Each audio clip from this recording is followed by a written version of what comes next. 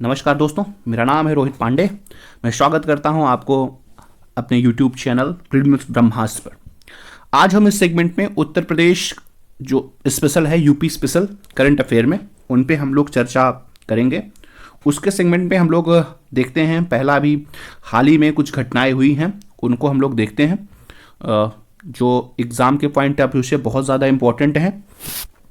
उत्तर प्रदेश में बालिकाओं के लिए पहला सैनिक स्कूल खोला गया है। आपको ये जानकारी होगी, इसका इनॉग्रेशन किया है रक्षा मंत्री राजनाथ सिंह ने, और ये खोला गया है मथुरा में, जो उसका नाम है शविंद गुरुकुलम बालिका सैनिक स्कूल।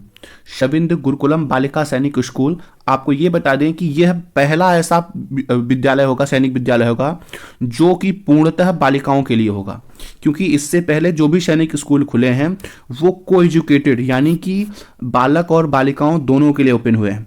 और ये पहली बार ऐसा हुआ है कि स्पेशली बालिकाओं के लिए खोला गया है पहला सैनिक विद्यालय मथुरा जिले में, वृंदावन में, जिसका नाम है शविंद गुरुकुलम बालिका सैनिक स्कूल। ठीक है। अब इसमें यह बात ध्यान में देनी है कि हालांकि देश में सैनिक स्कूल खोलने की जो परंपरा है वो लगभग 1960 से ही है, क्योंकि 1960 में उत्तर प्रदेश के तत्कालीन जो मुख्यमंत्री थे शंपूर्णानंद ने, उन्होंने लखनऊ में देश का पहला सैनिक स्कूल प्रारंभ किया था। तो पूरे देश में सबसे पहले जो सैनिक स्कूल खुला था वो उत्तर प्रदेश के लखनऊ में ही खुला था। कब खुला था? तो 1960 में। अगली चीज है कि प्रधानमंत्री की अयोध्या यात्रा हुई है। अयोध्या यात्रा ये हुई है 30 सितंबर को संपन्न हुई है, और इसमें कुछ खास बातें ये हैं कि प्रधानमंत्री ने लगभग 11,100 करोड़ रुपए का वो किया हुआ है, और परियोजनाओं का शिलान्यास किया है। साथ ही उत्तर प्रदेश के अन्य क्षेत्रों के विकास के लगभग 46 करोड़ रुपए का हुआ है। इसमें मेन चीज़ क्या हुआ है? तो अयोध्या धाम जंक्शन रेलवे स्टेशन का उद्घाटन किया है। अयोध्या धाम जंक्शन रेलवे स्टेशन का उद्घाटन किया है। साथ ही उन्होंने एक नई, बेसिकली ये इंपॉर्टेंट है इसमें, कि नई अमृत भारत ट्रेनों और वंदे भारत ट्रेनों को हरी झंडी दिखाकर रवाना किया है। जिसमें आपको ये बता दूं कि देश की पहली अमृत भारत ट्रेन जो चली है वो चली है दरभंगा अयोध्या से होकर के आनंद विहार तक, टर्मिनल तक ये जाएगी। तो एक बात याद रखना, दरभंगा और अयोध्या के बीच में, दरभंगा, अयोध्या और दिल्ली के बीच में देश की पहली अमृत भारत ट्रेन चलाई गई है। देश की पहली अमृत भारत ट्रेन चलाई गई है। इस मौके पर प्रधानमंत्री ने अयोध्या हवाई अड्डे का भी इनॉग्रेशन किया है, उद्घाटन किया है। इस हवाई अड्डे का पहले तो नाम मर्यादा पुरुषोत्तम श्री राम अंतर्राष्ट्रीय हवाई अड्डा था, अब कि उनके गुरु के नाम पे, यानी कि महर्षि वाल्मीकि अंतर्राष्ट्रीय हवाई अड्डा रखा गया है इसका नाम। इस बार उत्तर प्रदेश की सरकार ने इस जो अंतर्राष्ट्रीय है उसके लिए, अंतर्राष्ट्रीय हवाई अड्डा है महर्षि वाल्मीकि, इसके लिए उत्तर प्रदेश बजट में कुल लगभग 150 करोड़ रुपए सैंक्शन हुए हैं बजट 2024-25 के लिए। ठीक है। और ये यहाँ देखिए, राम मंदिर पथ तक पहुंच बढ़ाने के लिए अयोध्या में 4 विकसित सड़कें बनाई जाएंगी। 4 बेसिकली उनका नाम होगा, नाम याद रखिएगा, राम पथ, भक्ति पथ, धर्म पथ और श्री राम जन्मभूमि पथ। तो 4 पथ बनाए जा रहे हैं जो बेसिकली मंदिर तक पहुंच होगी इनकी। तो राम पथ, भक्ति पथ, धर्म पथ और श्री राम जन्मभूमि पथ, ये 4 पथ का उद्घाटन भी हुआ है। कहाँ पर? अयोध्या में। अगली चीज देखेंगे कि दूसरा तमिल ये भारत संगमम का उद्घाटन वो हुआ है, आयोजन हुआ है 17 से लेकर के 30 दिसंबर 2023 तक, और यह इसका दूसरा संस्करण था, क्योंकि इसके पहले भी हो चुका है। प्रथम काशी संगमम 2022-23 में हुआ था, प्रथम काशी तमिल संगमम। ठीक है। ये वाराणसी में इनॉग्रेट होता है, वाराणसी में हुआ है। और इस अवसर पर प्रधानमंत्री मोदी ने जो तिरुकुरल होता है, मणिमेखलाई और अन्य उत्कृष्ट तमिल साहित्य का बहुभाषा और ब्रेल अनुवाद जारी किया है। तो तिरुक्कल और मणिमेखलाई का कैसा तमिल साहित्य है, इनका अन्य भाषाओं में और ब्रेल अनुवाद इनका क्या किया है? जारी किया है। और इसमें खास बात यह देखनी है कि कन्याकुमारी से लेकर के वाराणसी तक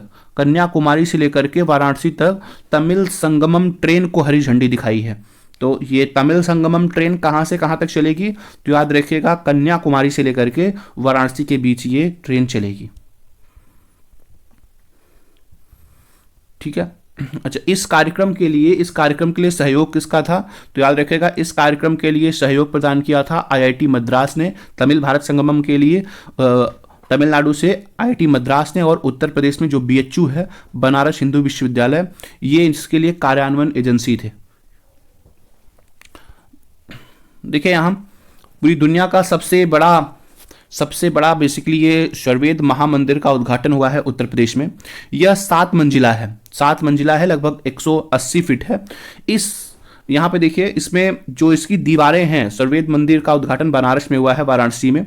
इसके में बैठने की क्षमता लगभग 20,000 है। तो 20,000 दर्शक एक साथ क्या कर सकते हैं, इसमें बैठ सकते हैं। 20,000 दर्शक एक साथ इस मंदिर में बैठ सकते हैं। बेसिकली इसमें जो इसकी दीवालें हैं, सर्वेद मंदिर की जो दीवालें हैं, उन दीवालों पर वेद, उपनिषद, रामायण, गीता और महाभारत आदि ग्रंथों के दिव्य संदेश चित्रों के जरिए उकेरे गए हैं।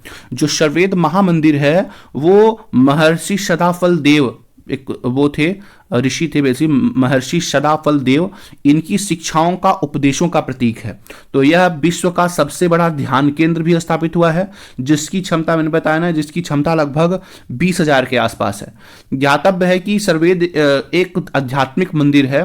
ये देखो, वो विहंगम योग संस्थान के प्रणेता रहे हैं श्री सदाफल देव जी। तो उन्हीं के उस पर, विहंगम योग के बेस पर ही इसका उद्घाटन किया गया है सर्वेद महामंदिर का। कहाँ किया गया है, तो वाराणसी में किया गया है। लेक क्वीन क्रूज का उद्घाटन मुख्यमंत्री ने अपने क्षेत्र यानी कि गोरखपुर में किया है। गोरखपुर में जो रामगढ़ ताल है, ये रामसर साइट में इन्वॉल्व है रामगढ़ ताल, उसको भी याद रखिएगा। अब उत्तर प्रदेश में पूरे भारत में रामसर साइट हो गई हैं, उनकी संख्या बढ़ करके कितनी हो गई है, 80 हो गई है। तो अभी पूरे देश भर में रामसर साइट 80 हो गई हैं, इस बात को याद रखिएगा। तो ये जो लेक क्वीन है, क्रूज सेवा शुरू किया है। लेक क्वीन क्रूज सेवा किसने शुरू किया है, तो उत्तर प्रदेश के मुख्यमंत्री ने गोरखपुर में शुरू किया गया है। कहाँ किया गया है, रामगढ़ ताल में। ठीक है, यह इसमें जो क्रूज होगी वह अत्याधुनिक सुविधाओं से लैस होगी, और साथ ही साथ यह कैसी होगी, 2 मंजिला है। ये जो क्रूज चल रही है वो कितनी है, 2 मंजिला है। उत्तर प्रदेश में इनलैंड वाटरवे अथॉरिटी, अंतर्देशीय जलमार्ग प्राधिकरण के माध्यम से राप्ती नदी, सरयू नदी, यमुना और गंगा नदी में क्रूज सेवा को क्या किया जा रहा है, बढ़ावा दिया जा रहा है। 12वां रामायण मेला, इसका आयोजन हुआ है अयोध्या में। सॉरी, ये 42वां रामायण मेला है। इसका आयोजन कहाँ हुआ है, अयोध्या में हुआ है। इसको आयोजित 1982 से लगातार किया जा रहा है।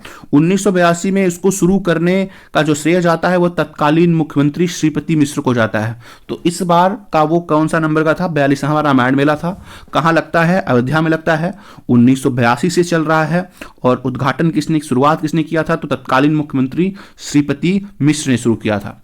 और इसके साथ में हम देखते हैं कि रामायण क्रूज सेवा को शुरू किया है यहाँ पर डॉक्टर मनसुख मंडाविया ने शुरू किया है। कहाँ शुरू किया है रामायण क्रूज सेवा, अयोध्या में शुरू किया है। अयोध्या में शुरू किया गया है। यह उत्तर प्रदेश के अयोध्या में सरयू नदी पर पहली लग्जरी क्रूज सेवा होगी। तो उत्तर प्रदेश के सरयू नदी पर यह पहली लग्जरी क्रूज सेवा होगी। इसका उद्घाटन याद रखिएगा मनसुख मंडाविया ने किया है। ठीक है, योगी आदित्यनाथ ने नहीं। योगी आदित्यनाथ ने जो क्रूज चलाया है वो कहाँ है, लेक क्वीन क्रूज है, जो कि गोरखपुर में है। अगला है कि उत्तर प्रदेश अंतर्देशीय जलमार्ग प्राधिकरण। यहां पर इसमें खास बात यह है कि एक विधेयक पास हुआ है, अंतर्देशीय जलमार्ग प्राधिकरण विधेयक 2023। इसका उद्देश्य है कि उत्तर प्रदेश में अंतर्राष्ट्रीय जो जलमार्ग प्राधिकरण है उसका गठन करना। उसके गठन के लिए इसका यह विधेयक पास हुआ है। इसमें खास बात क्या है, इसमें खास बात यह है कि इस प्राधिकरण के अध्ययन के रूप में मुख्यमंत्री या तो परिवहन मंत्री को नामित करेंगे या अंतर्देशीय जलमार्ग पोत परिवहन के मामलों पर विशेषज्ञता रखने वाले व्यक्ति में से किसी एक व्यक्ति को नियुक्त करेंगे। ऐसा जिसके पास में इस क्षेत्र से जुड़े हुए कोई स्पेसिफिक नॉलेज होगा उस व्यक्ति को मुख्यमंत्री क्या करेगा, नामित करेगा। बेसिकली उत्तर प्रदेश में आपको जानकारी के लिए बता दें कि उत्तर प्रदेश में गंगा, यमुना और अन्य नदियों में कुल 11 राष्ट्रीय जलमार्ग स्थित हैं। तो याद रखिएगा अकेले उत्तर प्रदेश में कुल कितने राष्ट्रीय जलमार्ग हैं, तो उत्तर प्रदेश में कुल अकेले 11 राष्ट्रीय जलमार्ग हैं। पहला दूरसंचार उत्कृष्टता केंद्र स्थापित हुआ है। तो याद रखिएगा, ये बहुत ही इंपॉर्टेंट है। पहला दूरसंचार उत्कृष्टता केंद्र स्थापित हुआ है, यह सहारनपुर में स्थापित हुआ है, और यह सहारनपुर में जो स्थित है, यहां पर आईआईटी रुड़की के परिसर में स्थापित हुआ है। तो आईआईटी रुड़की के परिसर में स्थापित हुआ है पहला दूरसंचार, देश का पहला दूरसंचार केंद्र है। यह केंद्र 5G को कृत्रिम बुद्धिमत्ता यानी कि आर्टिफिशियल इंटेलिजेंस से जोड़ने के लिए और 6G को लॉन्च करने पर रिसर्च करने के लिए क्या हुआ है, इसको डाला गया। तो याद रखिएगा, पहला दूरसंचार उत्कृष्टता केंद्र कहां स्थापित हुआ है, तो सहारनपुर में स्थापित हुआ है, आईआईटी रुड़की के परिसर में स्थापित हुआ है। तो क्यों हुआ है, क्योंकि 5G को आर्टिफिशियल इंटेलिजेंस से जोड़ना है और 6G पर क्या करना है, नए रिसर्च को करना है। अब देखिए, कुछ ना बड़े इंपॉर्टेंट हैं कि जीआई टैग मिले हैं उत्तर प्रदेश में। उत्तर प्रदेश जीआई टैग्स में अब दूसरे स्थान पे आ गया है। उत्तर प्रदेश जीआई टैग्स में अब किस में आ गया है, दूसरे स्थान पे आ गया है। तो 4 नए उत्पादों को जीआई टैग मिला है। 4 नए उत्पाद कौन कौन है, तो बागपत का होम फर्निशिंग, जो होम फर्नीचर्स वगैरह होते हैं, इनको मिला है। और अमरोहा के ढोलक को जीआई टैग मिला है। याद रखिएगा, अमरोहा के ढोलक को मिला है। और कालपी का हस्त निर्मित कागज है, उसको मिला है।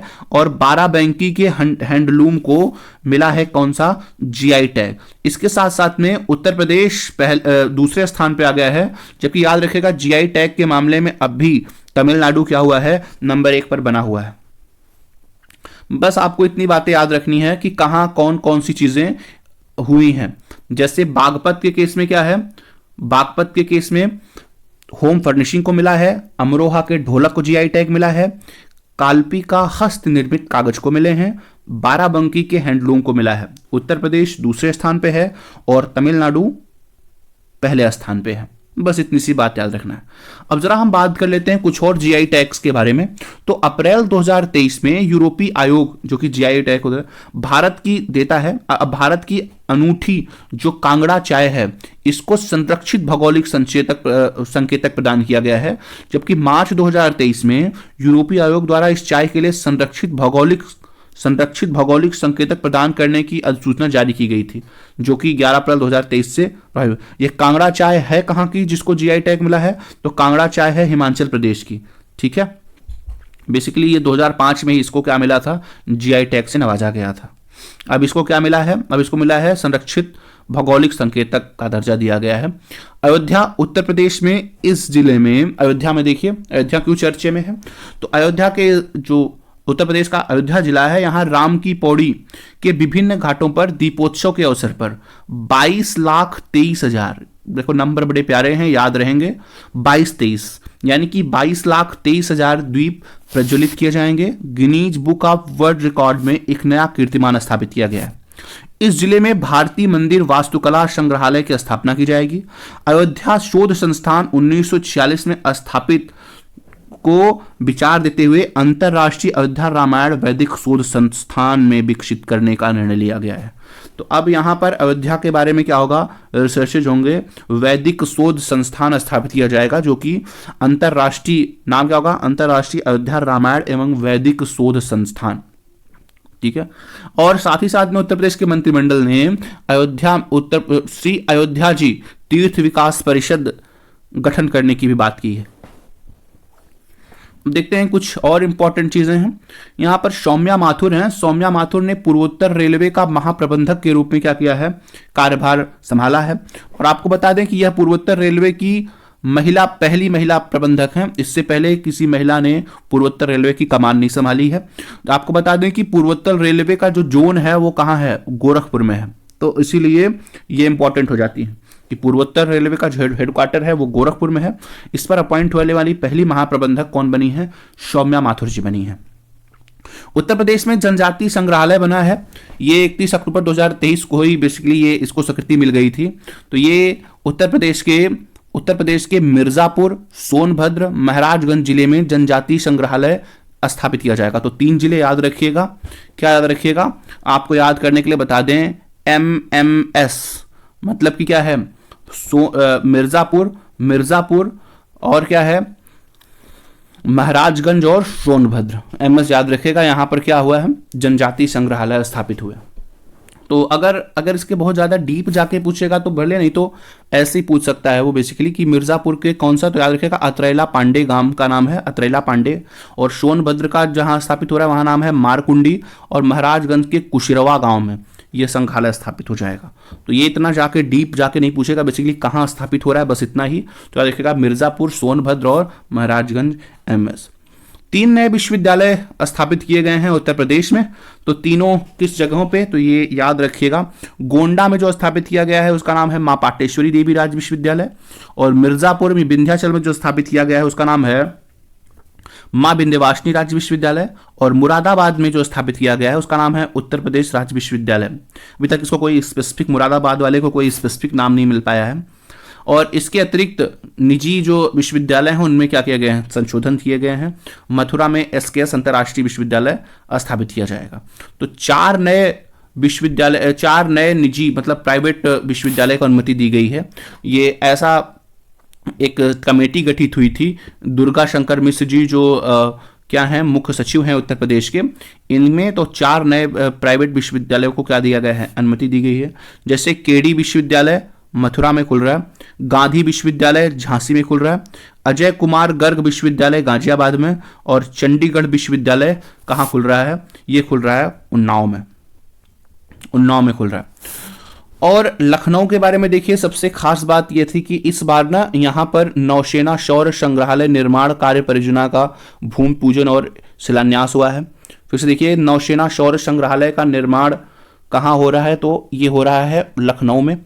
इस संग्रहालय यह संग्रहालय आदि गंगा गोमती नदी के तट पर बनाया जा रहा है। INS गोमती इस संग्रहालय का क्या होगी, हिस्सा होगी। INS गोमती गोमती नदी के किनारे पर लखनऊ में, इसलिए देख लीजिएगा इस बात को, ठीक है।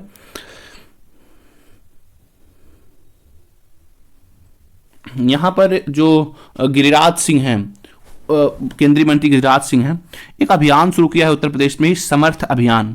ये समर्थ अभियान क्या है, समर्थ अभियान है कि जो अमृत महोत्सव का आयोजन हो रहा था, इस अमृत महोत्सव में लगभग 50,000 ग्राम पंचायतों में डिजिटल लेन देन को क्या किया जाना है, बढ़ावा देने के लिए जो प्रोग्राम शुरू किया गया उसका नाम क्या है, समर्थ अभियान है।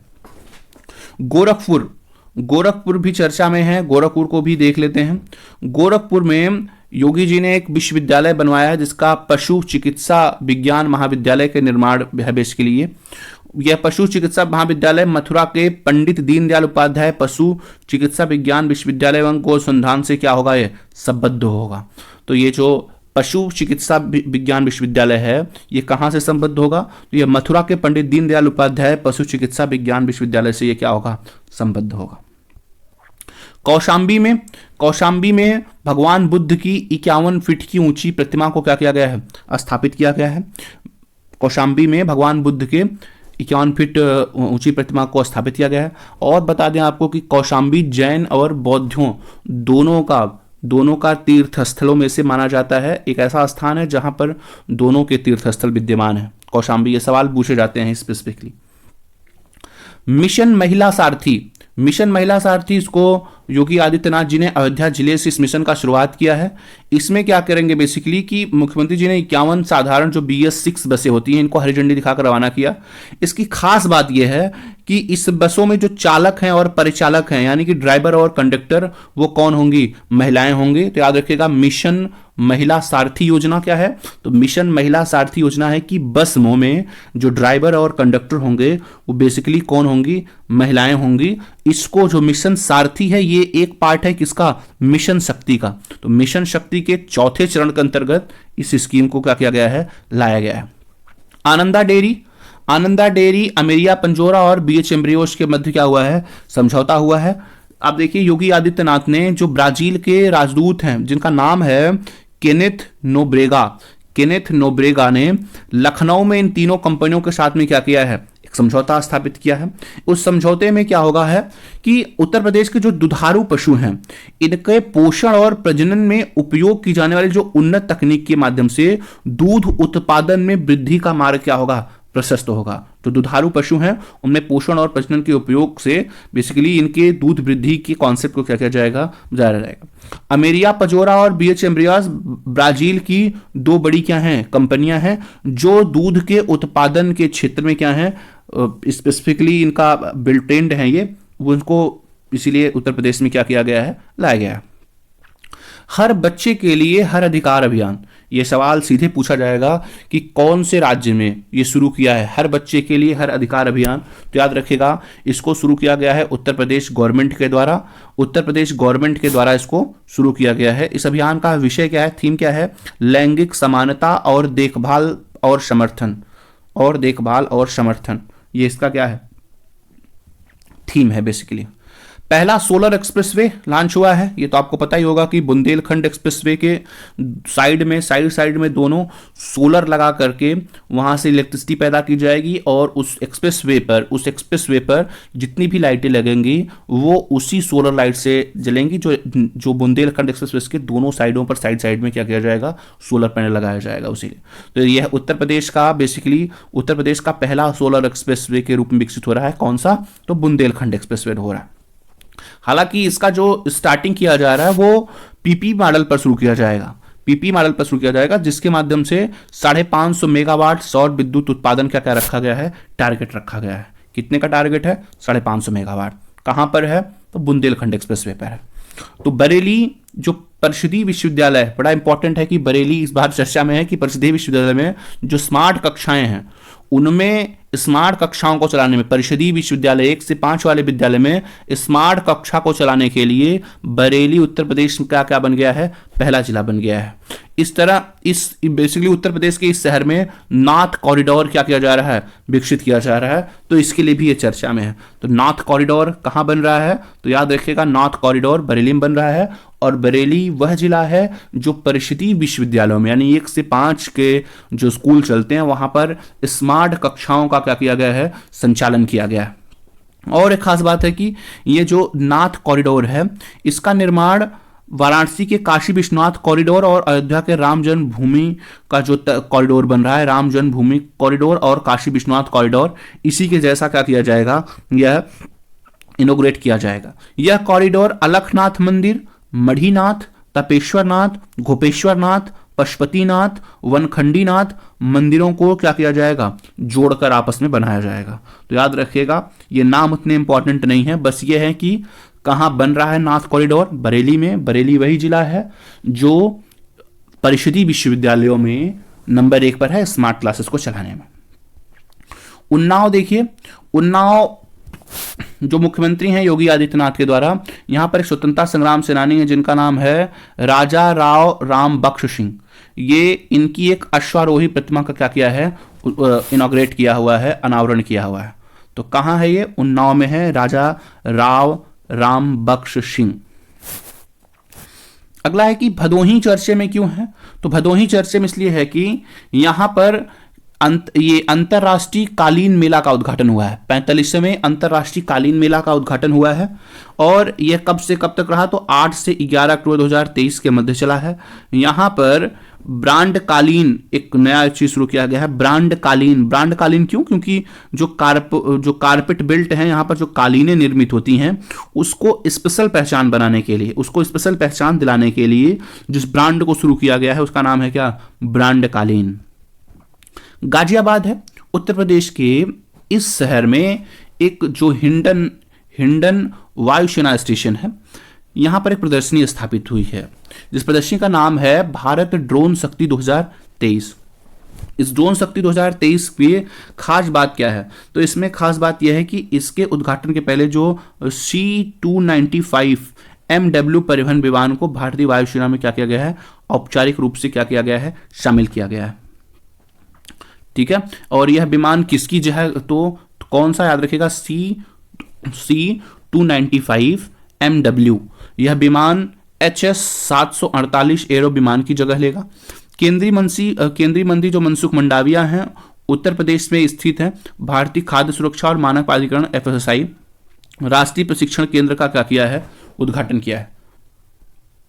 लगता है कि हाल ही में जो केंद्रीय मंत्री मनसुख मंडाविया ने किस जिले में या कौन से राज्य में या उत्तर प्रदेश के किस जिले में भारतीय खाद्य सुरक्षा और मानक प्राधिकरण FSI राष्ट्रीय प्रशिक्षण केंद्र का क्या किया है, उद्घाटन किया है? तो बताइएगा कौन सा जिला है? वो जिला है गाजियाबाद। वाराणसी के बारे में भी है कि यहां पर मोदी जी का संसदीय क्षेत्र है और 16 अटल आवासीय विद्यालयों का क्या हुआ है, उद्घाटन हुआ है। और इसमें ये एक खास बात है कि अब जो राजा तालाब है, बनारस का राजा तालाब है, यहां पर 450 करोड़ रुपए की लागत से 30 एकड़ से अधिक क्षेत्र में बनने वाला अंतरराष्ट्रीय क्रिकेट स्टेडियम स्थापित किया गया है, जिसकी क्षमता लगभग 30,000 दर्शकों की क्षमता वाला है। और यह देश का पहला स्टेडियम होगा जिसके भवन व डिजाइन में भगवान शिव और काशी की नगरी की झलक देखने को मिलेगी।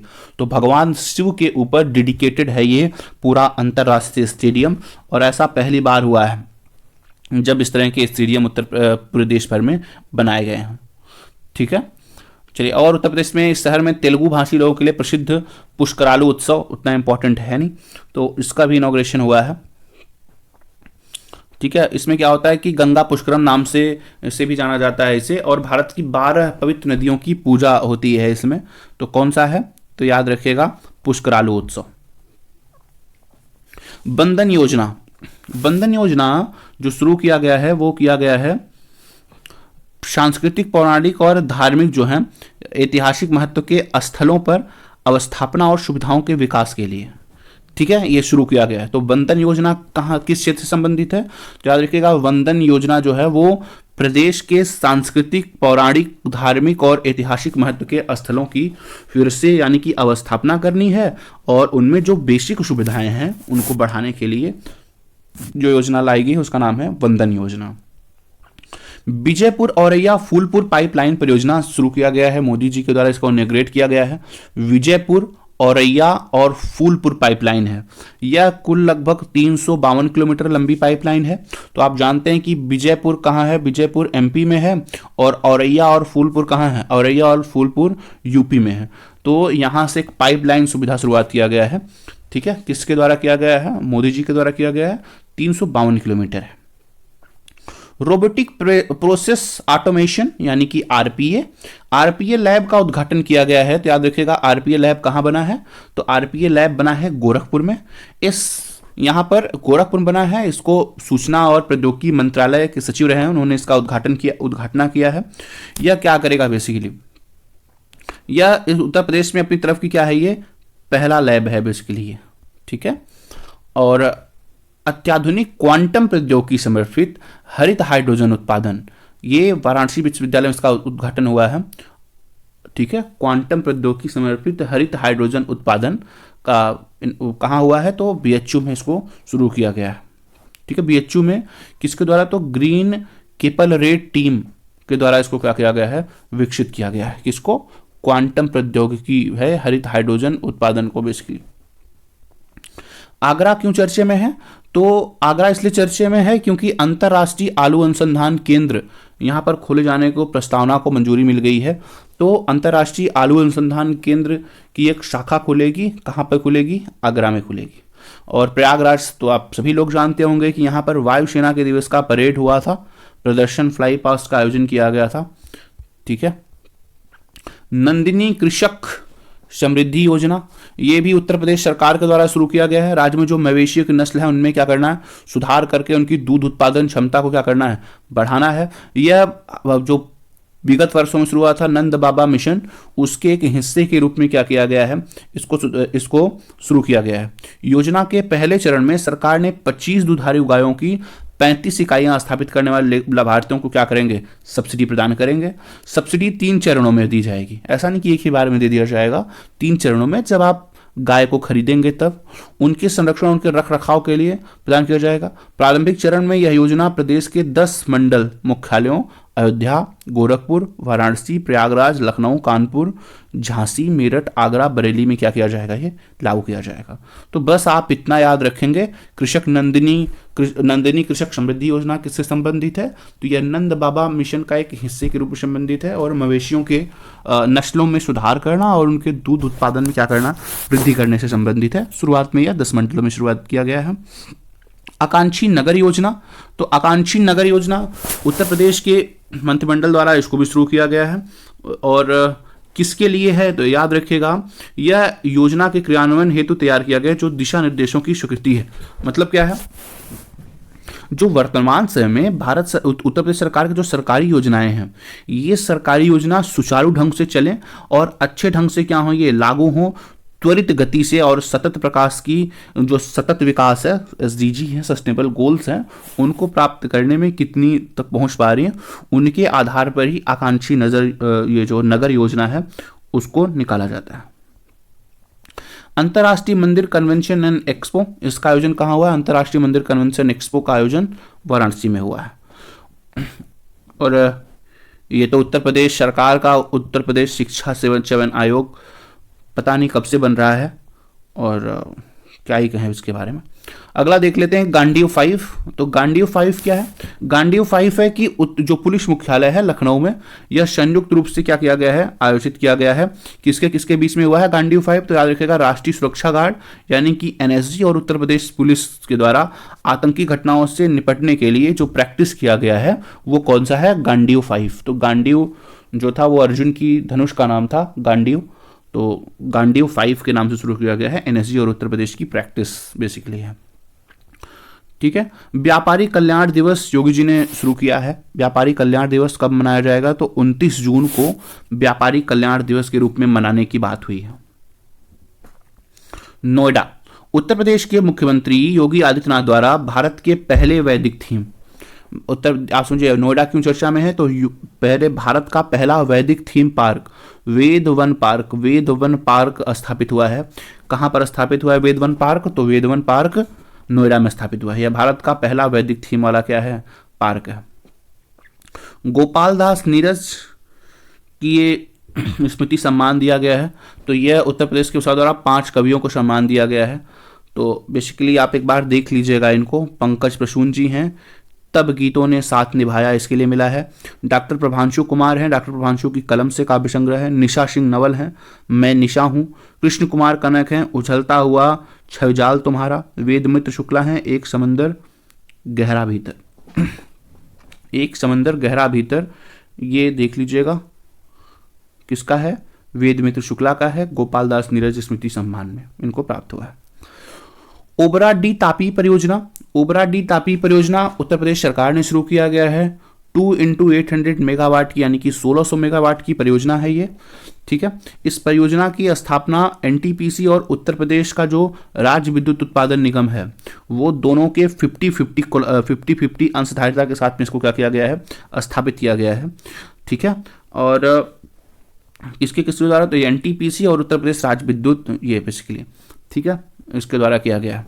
70% अंश, ठीक है, जो मेजा ऊर्जा निगम प्राइवेट लिमिटेड है, इसके द्वारा इस परियोजना के 70% अंश पर वित्त पोषण वित्तीय संस्थानों से क्या कर सकेंगे, ऋण ले सकेंगे। शेष 30% अंश का वित्त पोषण एनटीपीसी और राज्य सरकार के द्वारा 50-50 के अनुपात में क्या किया जाएगा, दिया जाएगा।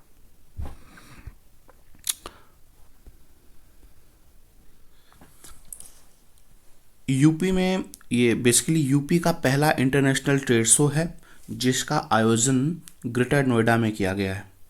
ठीक है, तो इसका मेन पर्पस क्या है इस इंटरनेशनल ट्रेड शो को आयोजन करने का, तो मेन प्रोस्पेक्टिव है कि उत्तर प्रदेश में जो भी उत्पाद निर्मित होते हैं और उत्पाद किस प्रकार की सेवाओं को दे सकते हैं बेहतरीन तरीके से, उनका विवरण है इसमें।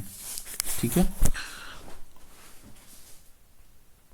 अगला उत्तर प्रदेश जगत गुरु राम भद्राचार्य दिव्यांग राज्य विश्वविद्यालय अध्यादेश जारी हुआ है।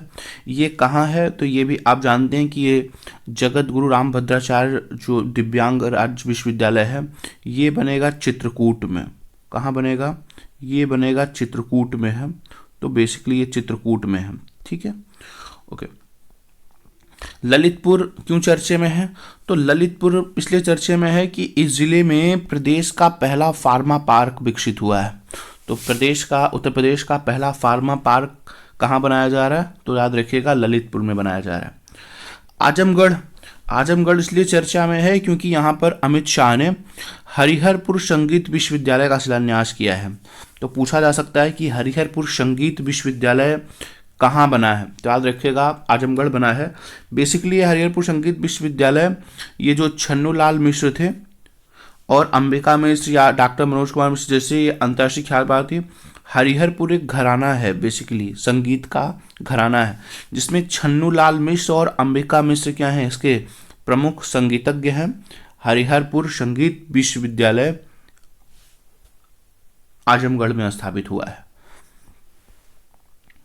नंद बाबा दुग्ध योजना है कि उत्तर प्रदेश में जो दुग्ध विकास को बढ़ावा देने के लिए और दुग्ध उत्पादन क्षमता को बढ़ावा देने के लिए किया गया। अभी थोड़ी देर पहले हम लोगों ने देखा कि नंदिनी योजना है वो इसी की सब प्लान है, इसी का एक छोटा सा पार्ट है।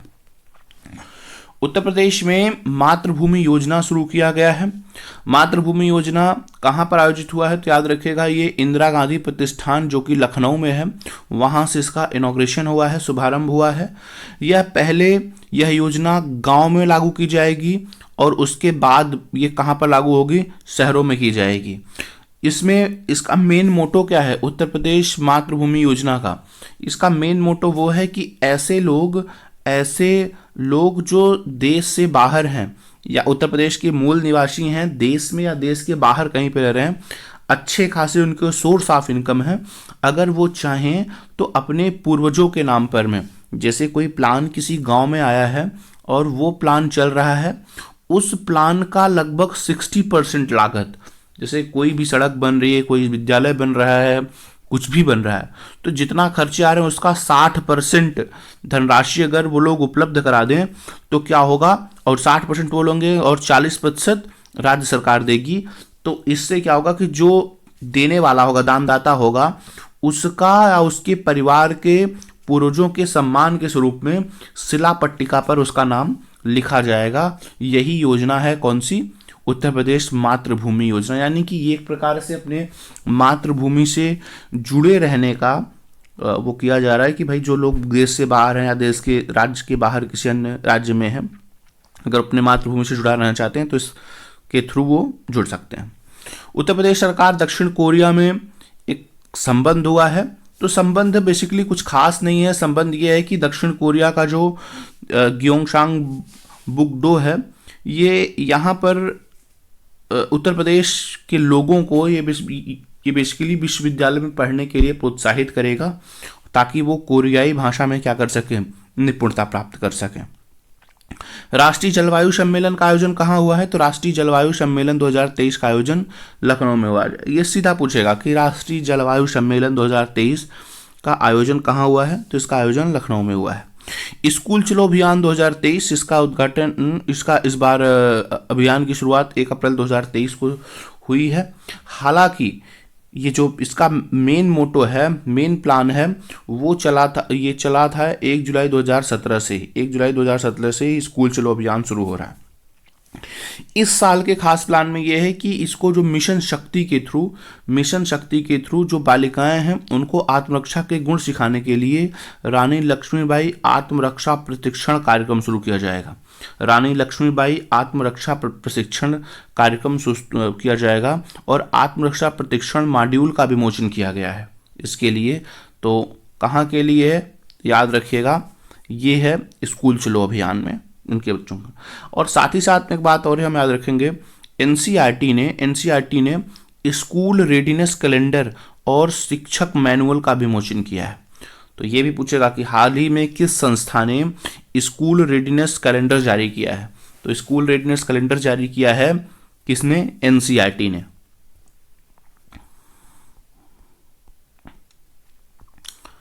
ठीक है। रेशम कृषि मेला कहाँ पर आयोजित हुआ है? रेशम कृषि 2023। तो रेशम कृषि का आयोजन 2023 का आयोजन गोरखपुर में हुआ है। गोरखपुर में बेसिकली ना इस बार 60 टन रेशम उत्पादन हुआ है, जिसे बढ़ा करके कितने करने की क्षमता है, मतलब टारगेट है, तो 600 टन करने का टारगेट है। उत्तर प्रदेश में 3 प्रकार के रेशम पाए जाते हैं। जो गोरखपुर में पाया जाता है वो है शहतूती रेशम। शहतूती रेशम गोरखपुर में पाया जाता है, जबकि एरी रेशम कानपुर में पाया जाता है और टसर रेशम सोनभद्र में पाया जाता है। तो शहतूती गोरखपुर, एरी कानपुर और टसर कहाँ पर, सोनभद्र में। ये मैचिंग में दिया जा सकता है ये क्वेश्चन, कि मैच करिए कि उत्तर प्रदेश के कौन कौन से राज्य में कौन कौन से रेशम पाए जाते हैं। वन वर्ल्ड टीबी समिट का इनॉग्रेशन प्रधानमंत्री मोदी जी ने किया है वाराणसी में। ठीक है, वर्ल्ड टीबी समिट 2023 का उद्घाटन। इस बार का इसका थीम है, विषय है, विषय इंपॉर्टेंट होता है किसी भी चीज का, विषय और टारगेट। हाँ, हम क्षय रोग को समाप्त कर सकते हैं। Yes we can end TB. हाँ, हम क्षय रोग को समाप्त कर सकते हैं। Yes we can end the TB. ये इसका क्या है, इस बार का थीम है। इसका जो आयोजन किया था उसने केंद्रीय स्वास्थ्य एवं परिवार कल्याण मंत्रालय और स्टाफ टीबी पार्टनरशिप के कोलैबोरेशन से इसको क्या किया गया था, इनॉग्रेट किया हुआ था। इसके साथ साथ में ही इस बार एक नया प्रधानमंत्री जी ने शुरू किया है, टीबी मुक्त पंचायत। टीबी मुक्त पंचायत की पहल शुरू किया गया है। ऐसे पंचायत को नॉमिनेट किया जाएगा जिनमें एक भी पेशेंट टीबी का नहीं है। ठीक है, अब एक वाराणसी में ही एक राष्ट्रीय रोग नियंत्रण और उच्च नियंत्रण प्रयोगशाला केंद्र की आधारशिला भी रखी है। राष्ट्रीय रोग नियंत्रण और उच्च नियंत्रण प्रयोगशाला केंद्र भी बनाया गया है। खेलो इंडिया यूनिवर्सिटी गेम का पहली बार आयोजन कहाँ हो रहा है, उत्तर प्रदेश में हो रहा है। यह खेलो इंडिया यूनिवर्सिटी गेम का तीसरा संस्करण है। यह उत्तर प्रदेश के 4 जिलों में आयोजित होगा। कौन कौन से, लखनऊ, वाराणसी, गोरखपुर और गौतम बुद्ध नगर में। तो यह उत्तर प्रदेश के 4 जिलों में आयोजित होगा, लखनऊ, वाराणसी, गोरखपुर, गौतम बुद्ध नगर में ये क्या होगा, आयोजित किया जाएगा। एशिया की सबसे बड़ी पेंट फैक्ट्री लगाई गई है। कहाँ लगाई गई है, तो ये एशिया की सबसे बड़ी पेंट फैक्ट्री हरदोई के संडिला में लगाई गई है। तो यह किस कंपनी का है, तो याद रखिएगा ये जो लग रहा है वो बर्जर समूह का है। तो बर्जर कंपनी पेंट की सबसे बड़ी फैक्ट्री लगा रही पूरे एशिया की, कहां पर, हरदोई संडिला में। खेल नीति शुरू किया है उत्तर प्रदेश सरकार ने। इस खेल नीति के तहत में राज्य खेल प्राधिकरण की स्थापना की जाएगी। इसके तहत में जो खिलाड़ी हैं उनकी 3 श्रेणियां तैयार की जाएंगी। कितनी श्रेणियां, 3 श्रेणियां तैयार की जाएंगी। पहला होगा ग्रास स्तर के खिलाड़ी, रूट स्तर के खिलाड़ी, ग्रास रूट स्तर के खिलाड़ी। फिर दूसरा होगा विकासात्मक स्तर के खिलाड़ी और उच्च स्तर के खिलाड़ी। ये 3 कैटेगरियां बनाई जाएंगी। ठीक है, ग्रास रूट स्तर के खिलाड़ी, विकासात्मक स्तर के खिलाड़ी और उच्च स्तर के खिलाड़ी के रूप में इनको क्लासिफाइड किया जाएगा। और यहाँ देखिए, यहाँ पर इस बार जो ना फंडिंग किया गया राज्य सरकार के द्वारा, वो किया गया है 10 करोड़ रुपए का। ठीक है, उत्तर प्रदेश खेल विकास कोष बनाया जाएगा। उत्तर प्रदेश खेल विकास कोष जो बनाया जाएगा उसमें क्षमता कितने की होगी, 10 करोड़ रुपए इस बार दिया जाएगा। सबसे अच्छी बात यह है कि इस नई खेल नीति में ई स्पोर्ट्स को भी शामिल किया गया है। मतलब इलेक्ट्रॉनिक रूप से जो गेम खेले जाते हैं उनके लिए भी इस बार क्या हुआ है, इनको शामिल किया गया। कलिंजर महोत्सव, तो कलिंजर महोत्सव का आयोजन कहाँ होता है, तो कलिंजर महोत्सव का आयोजन बांदा जिले में होता है। 17 फरवरी 2023 को इसका वो हुआ है बेसिकली। ठीक है, यहाँ पर एक बात यह हुआ है कि इस बार 2023 में इसको राजकीय महोत्सव के रूप में मान्यता प्राप्त हो गया है। अब ये हर साल राजकीय महोत्सव के तौर पर कलिंजर महोत्सव बांदा जिले में मनाया जाएगा। इमिलिया कोडर गांव इसलिए चर्चा में है क्योंकि ये पड़ता है उत्तर प्रदेश के बलरामपुर जिले में। यहाँ पहला आदिवासी संग्रहालय बनाया गया है थारू जनजाति के लिए। पहला आदिवासी संग्रहालय कहाँ बना है उत्तर प्रदेश में, तो याद रखिएगा बलरामपुर जिले का इमिलिया कोडर गांव बनेगा। ठीक है, तो कितने एकड़ में होगा, तो यह संग्रहालय लगभग 5.5 एकड़ में फैला होगा। 5.5 एकड़ में इमिलिया कोडर गांव में पहला आदिवासी संग्रहालय बनाया जा रहा है। उत्तर प्रदेश खाद्य प्रसंस्करण उद्योग नीति 2023। उत्तर प्रदेश खाद्य प्रसंस्करण उद्योग नीति 2023, इसका 2 फरवरी 2023 को उत्तर प्रदेश मंत्रिमंडल ने इसको इनॉग्रेट किया हुआ है। यह नीति अधिसूचित होने से आगामी आने वाले 5 वर्षों तक, नई नीति के आने तक संपूर्ण प्रदेश में क्या होगी, ये प्रभावित होगी। तो 5 साल के लिए है ये। और इसमें देखिए खास बातें क्या क्या है। खास बात इसमें यह है कि खाद्य प्रसंस्करण उद्योग की स्थापना के संबंध में जो संयंत्र या मशीनरी और तकनीकी पर किए गए व्यय का 35% पूंजीगत अनुमान यानी कि अधिकतम 5 करोड़ रुपए दिया जाएगा। तो ऐसे लोग जो इस कंपनी को स्टैब्लिश कर रहे हैं, खाद्य प्रसंस्करण उद्योग की स्थापना कर रहे हैं या मशीनरीज लगा रहे हैं, उनके व्यय में 35% का क्या किया जाएगा, रिलैक्सेशन दिया जाएगा। और अधिकतम ये कितने का होगा, तो अधिकतम 5 करोड़ रुपए तक का इसमें अनुदान दिया जाएगा गवर्नमेंट के द्वारा। लंबे समय तक मुख्यमंत्री रहने का रिकॉर्ड भी बना है योगी आदित्यनाथ जी के द्वारा। 5 वर्ष 300, अब तक वो 5 वर्ष 345 दिन का अपना रिकॉर्ड तोड़ चुके हैं, जो कि रिकॉर्ड किसका था, संपूर्णानंद जी का था। संपूर्णानंद 1960 के दशक के आसपास में क्या थे, उत्तर प्रदेश के मुख्यमंत्री थे। श्रेयस हरीश, ये नाम बड़ा चर्चा में था। चर्चा में इसलिए था कि उत्तर प्रदेश का जो राजधानी है लखनऊ, वहां पर वैश्विक निवेशक सम्मेलन चल रहा था। उस वैश्विक निवेशक सम्मेलन में इस श्रेयस हरीश को सम्मानित किया गया है। तो श्रेयस हरीश को सम्मानित क्यों किया गया है, क्योंकि सबसे युवा मोटर बाइक रेसर हैं ये हैं कहाँ के, तो ये बेंगलोर के हैं और विश्व रेस में क्वालिफाइड करने वाले ये क्या हैं, पहले भारतीय हैं जो रेसिंग के लिए जाएंगे विश्व स्तर पर। तो उनको प्रधानमंत्री मोदी जी ने लखनऊ में सम्मानित किया है। नाम है उनका Shreyas Harish. Kalashnikov AK 203 assault rifle है। ये कहाँ किया जा रहा है बेसिकली, तो अमेठी में, उत्तर प्रदेश के अमेठी जिले में ये कोरवा आयुध फैक्ट्री में इसकी क्या किया जा रहा है, उत्पादन शुरू हो गया है। कलाशिनकोव AK 203 असाल्ट राइफल। इसमें देखिए ये असाल्ट राइफल किसकी मदद शुरू किया जा रहा है, तो ये भारत और रूस का संयुक्त उपक्रम है जिसको अमेठी में स्थापित किया गया है और वहीं से इसका उत्पादन किया जा रहा है। इसको प्रधानमंत्री मोदी के द्वारा 3 मार्च 2019 को क्या किया गया था, इसका शिलान्यास किया गया था। 30 जनवरी 2023 को जो गणतंत्र दिवस है, उत्तर प्रदेश की झांकी को बेसिकली इसमें जो वो था, देखते हैं इसमें 23 जनवरी 2023 को रक्षा मंत्रालय के द्वारा गणतंत्र दिवस 2023 की सर्वश्रेष्ठ झांकी और सर्वश्रेष्ठ मार्चिंग टुकड़ियों का परिणाम घोषित कर दिए गए। इस परिणाम में उत्तर प्रदेश की जो अयोध्या दीपोत्सव था, इसको झांकी के रूप में कौन सा स्थान मिला है, तो तीसरा स्थान मिला है।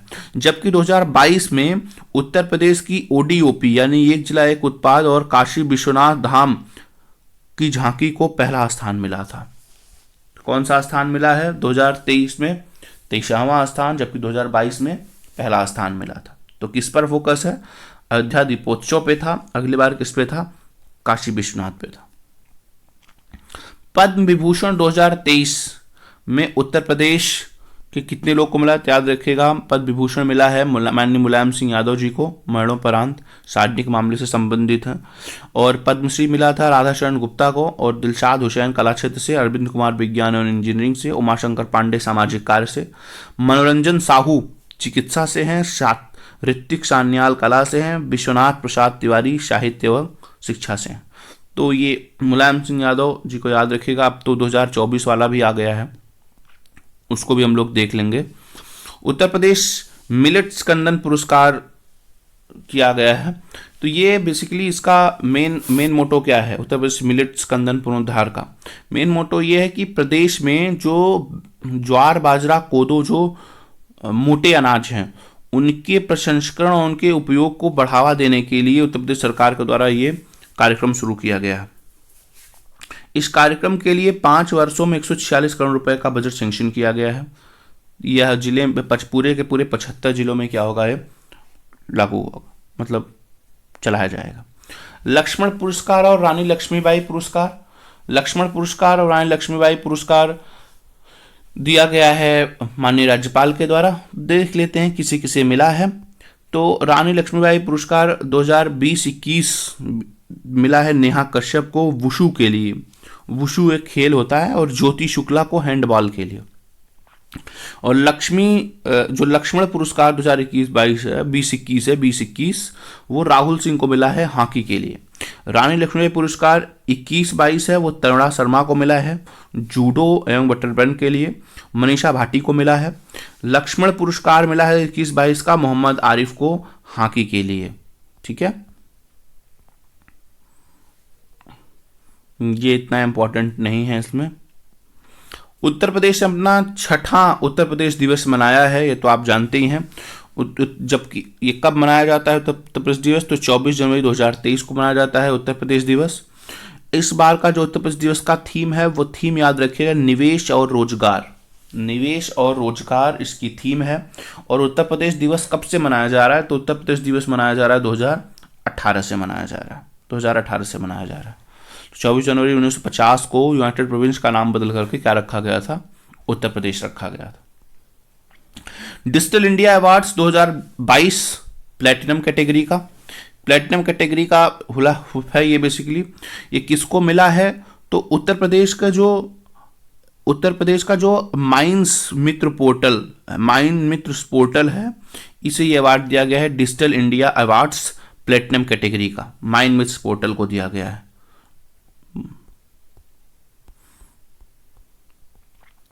एक जिला एक खेल जो ओडीओपी होता था, ओडीओपी के तर्ज पे ही हमारे देश में शुरू किया गया है, प्रदेश में शुरू किया गया है एक जिला एक खेल योजना।